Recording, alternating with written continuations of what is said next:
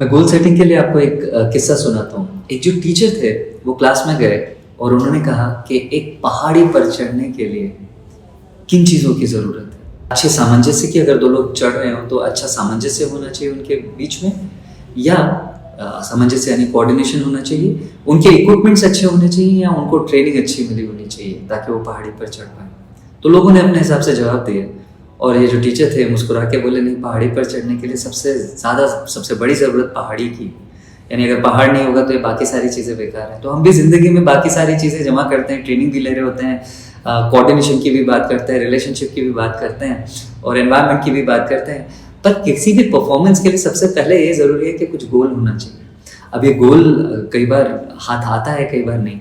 गोल का मतलब ज़रा ऐसे समझते हैं कि मान लीजिए फुटबॉल मैच है और दोनों तरफ के गोल पोस्ट हटा दिया जाए तो खेल में कितना मज़ा आएगा? बिल्कुल भी नहीं, क्योंकि कब तक खेलेगा आदमी। तो ये जो छोटे छोटे गोल्स हैं ये ज़िंदगी में होना बहुत ज़रूरी है। और मुझे गोल्स को लेके एक रविंद्र जैन, जिनको प्यार से सब दादू कहते हैं, उनकी लिखी पंक्ति याद आती है। एक राधा एक मीरा, अंतर क्या दोनों की तृप्ति में बोलो, एक जीत न मानी एक हार न मानी। जहाँ राधा जी का जो चरित्र है वो देखिए कि वो कितनी महान है कि कृष्ण जी से पहले भी उनका नाम आता है राधा जी का, पर कितनी सरल है। लोग कहते हैं कि अगर कृष्ण से कोई बात मनमानी हो तो राधा जी के द्वारे जाइए। तो राधा जी का चरित्र कुछ इस तरीके का है कि वो महारानी है, सबसे पहले उनका नाम आता है, लेकिन उसके बाद भी उनमें कोई दम नहीं है, उनमें कोई घमंड नहीं है। वो जीत हासिल करने के बाद भी साधारण बनी रहती है।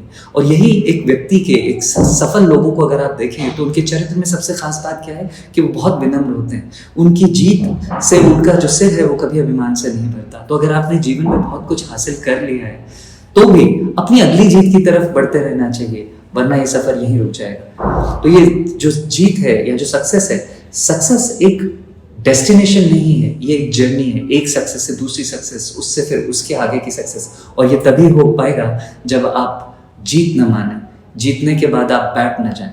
और वहीं मीरा, जिन्हें कभी कृष्ण मिले नहीं क्योंकि दोनों अलग अलग काल में थे, पर मीरा उन्हें ढूंढती रही और उनकी तृप्ति उसी में रही कि जब तक वो हासिल नहीं करेंगी वो कृष्ण भजन में ही अपने आप को मस्त रखती थी। उसी तरीके से मेरा ऐसा मानना है कि अगर आपने कोई लक्ष्य लिया है, कोई कॉम्पिटिटिव एग्जाम्स की तैयारी करने की कोशिश की है या कर रहे हैं या कोई और काम में लगे हुए हैं, तो फिर हार मत मानिए, वो परसिवरेंस रखिए।